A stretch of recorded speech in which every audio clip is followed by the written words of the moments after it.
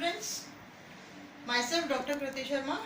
आज मैं आपको बीएससी पार्ट 2 का पेपर सेकंड है प्लांट फिजियोलॉजी, उसका मैं आपको प्लांट वाटर रिलेशनशिप्स के बारे में बताऊंगी।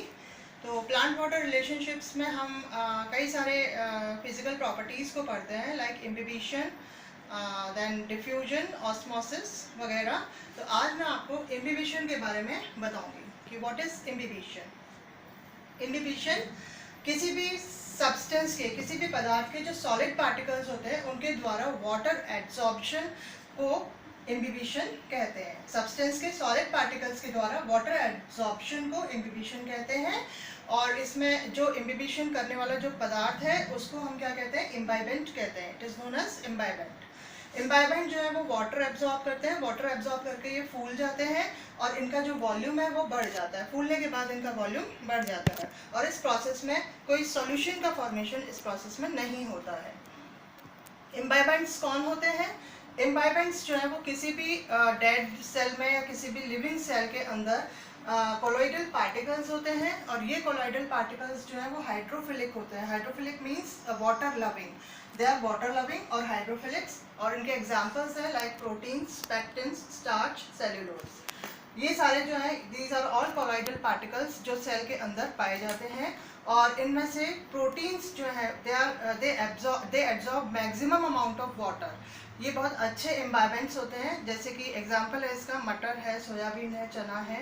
ये जो है ये इन सब के अंदर प्रोटीन्स की मात्रा जो है वो ज़्यादा होती है और ये ज़्यादा वाटर एब्जॉर्ब करते हैं और ज़्यादा वाटर एब्जॉर्ब करने के कारण ये फूल जाते हैं एज़ कम्पेयर टू जो अपने वीट के या मक्का के जो बीज होते हैं उनके कंपैरिजन में ये ज़्यादा फूल जाते हैं, क्योंकि मक्का और जो गेहूँ के जो बीज होते हैं उनमें स्टार्च की मात्रा ज़्यादा होती है। So proteins are the maximum amount जो एब्जॉर्ब करते हैं वो प्रोटीन्स करते हैं। नाउ इम्बिबिशन प्रोसेस में जल के जो अणु होते हैं उनकी काइनेटिक एनर्जी जो होती है उसका लॉस होता है, ठीक है, जिससे कि टेम्परेचर में वृद्धि होती है। तो इम्बिबिशन प्रोसेस के अंदर क्या होता है कि जो वाटर मॉलिक्यूल्स होते हैं उनकी गतिज ऊर्जा की हानि होती है और वो किस रूप में बाहर आती है, वो टेम्परेचर की फॉर्म में बाहर आती है। एग्जांपल है इसका, जब हम कोई फ्लोर को नीड करते हैं, वाटर जैसे आटे को गूंथते हैं, तो जब हम उसमें वाटर डालते हैं तो उसके जो पार्टिकल्स हैं वो वाटर एब्जॉर्ब करते हैं, उनकी काइनेटिक एनर्जी में कमी आती है, वो एक टेम्परेचर के फॉर्म में वो बाहर निकलती है, इसलिए हमको आटा गूंथते समय थोड़ा गर्म लगता है, ठीक है। नेक्स्ट कि इम्बिबिशन, नेक्स्ट चीज़ है कि इम्बिबिशन जो प्रोसेस होता है उसमें एक प्रेशर डेवलप होता है और उस प्रेशर को हम इम्बिबिशन प्रेशर कहते हैं। जैसे कि रॉक क्रिवाइसिस में जब हम किसी लकड़ी के लॉग को डालते हैं उसके अंदर और वाटर उसमें डालते हैं तो एक प्रेशर डेवलप होता है। वो प्रेशर जो है वो इन रॉक्स को तोड़ देता है। एक बहुत ही बड़े अमाउंट में प्रेशर, बहुत ही एटमॉस्फेरिक, कई गुना एटमॉस्फेरिक प्रेशर डेवलप होता है जो इन रॉक्स को तोड़ देता है। तो इसमें दो चीज़ें हैं, एक तो काइनेटिक एनर्जी का लॉस होता है इस प्रोसीजर में और दूसरा इसमें एक बहुत ही बिग अमाउंट में एक प्रेशर डेवलप होता है।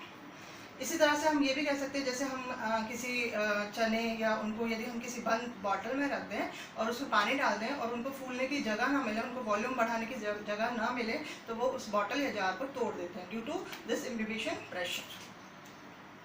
नाउ इम्बिबिशन एक डिफ्यूजन प्रोसेस है जो कि वाटर पोटेंशियल पर डिपेंड करता है। इम्बिबिशन क्या है?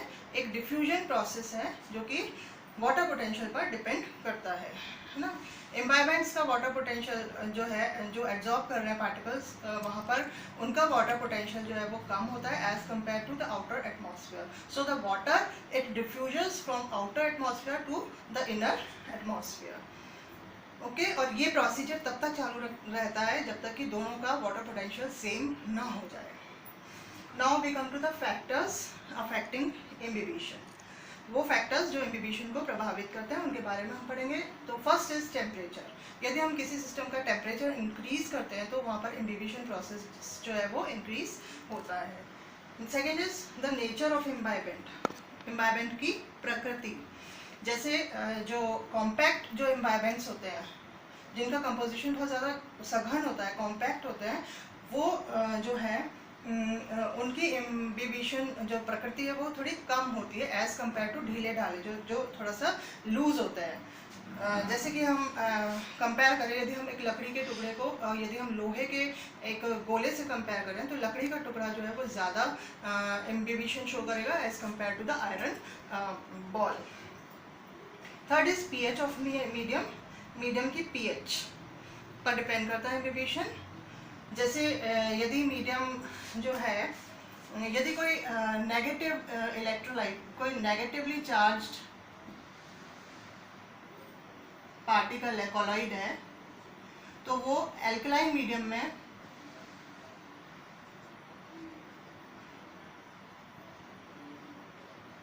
ज़्यादा इम्बिबिशन शो करेगा। ठीक है, यदि कोई नेगेटिवली चार्ज्ड कोई पार्टिकल है तो वो एल्कलाइन मीडियम में ज़्यादा इम्बिबिशन शो करेगा as compare to acidic medium. और यदि कोई पॉजिटिवली चार्ज्ड कोलॉइडल पार्टिकल है तो वो एसिडिक मीडियम में ज़्यादा इम्बिबिशन शो करेगा as compare to alkaline medium. So the imbibition process it depends on the pH of the medium. The fourth one is pressure. जितना ज़्यादा प्रेशर होगा उतना ही ज़्यादा इम्बिबिशन होगा। Fifth is electrolytes. इलेक्ट्रोलाइट्स क्या करते हैं कि जो चार्ज्ड जो कोलॉइडल पार्टिकल्स होते हैं उनको न्यूट्रलाइज कर देते हैं, तो ये इम्बिबिशन प्रोसेस को स्लो करते हैं। Now we come to the importance of imbibition. अब हम इम्बिबिशन की इम्पॉर्टेंस देखते हैं कि ये कहाँ अपना इम्पॉर्टेंस रखते हैं। तो फर्स्ट इज सीड जर्मिनेशन में। सीड जर्मिनेशन में इम्बिबिशन का बहुत इम्पॉर्टेंस होता है क्योंकि बीज जो है वो वाटर एब्जॉर्ब करके वो फूलते हैं और उनकी सीड कोट जो है वो रप्चर हो जाती है। रप्चर होने के बाद रेडिकल निकलता है, उसमें से प्लूम्यूल निकलता है। So imbibition is important for seed germination. Now second one is immature cells में वाटर एब्जॉर्प्शन। जब सेल कोई इमेच्योर होती है तो उसके अंदर वैक्यूल प्रॉपर्ली डेवलप नहीं हो पाती है, तो ऐसे कंडीशंस में जो सेल के अंदर जो कोलॉइडल पार्टिकल्स होते हैं वो पार्टिकल्स वाटर एब्जॉर्ब करते हैं और पानी की कमी को पूरा करते हैं। सिमिलरली लाइकेन्स और मॉसेस में, ये बहुत डेसिकेटेड एनवायरनमेंट में लाइकेन और मॉसेस जो है वो ग्रीन बने रहते हैं। क्यों बने रहते हैं? Because of absorption. इनके अंदर जो कोलॉइडल पार्टिकल्स होते हैं वो वाटर एब्जॉर्ब करते हैं और इनको हरा भरा बनाए रखते हैं इन डेसिकेटेड कंडीशंस में। फोर्थ वन इज रॉक्स को तोड़ना। पुराने ज़माने में हमारे पास कोई ऐसा डिवाइसेस नहीं होती थी कि हम रॉक्स को तोड़ सकें, तो उस समय हम क्या करते थे कि रॉक्स की जो क्रेवाइसेस होती हैं, दरारें होती हैं, उनमें हम वाटर रॉक्स डाल देते थे और उनमें वाटर डाल देते थे। तो उनको प्रॉपरली फूलने की जगह नहीं मिलती थी। जगह नहीं मिलने के कारण वहाँ पर बहुत ज़्यादा इम्बिबिशन प्रेशर डेवलप होता था। बहुत कई हंड्रेड्स ऑफ एटमॉस्फेरिक प्रेशर उसमें डेवलप होता था और वो रॉक्स को तोड़ देते थे। तो रॉक्स को तोड़ने में इम्बिबिशन इम्पॉर्टेंस रखता है। फिफ्थ वन इज, एक इसकी नेगेटिव इम्पॉर्टेंस है कि बारिशों में क्या होता है कि लकड़ी और खिड़की के जो दरवाजे होते हैं वो फूल जाते हैं और फूलने से ये प्रॉब्लम क्रिएट करते हैं। So this is all about imbibition which I have tried to make you understand about the imbibition. In my next video I will take diffusion. Thank you.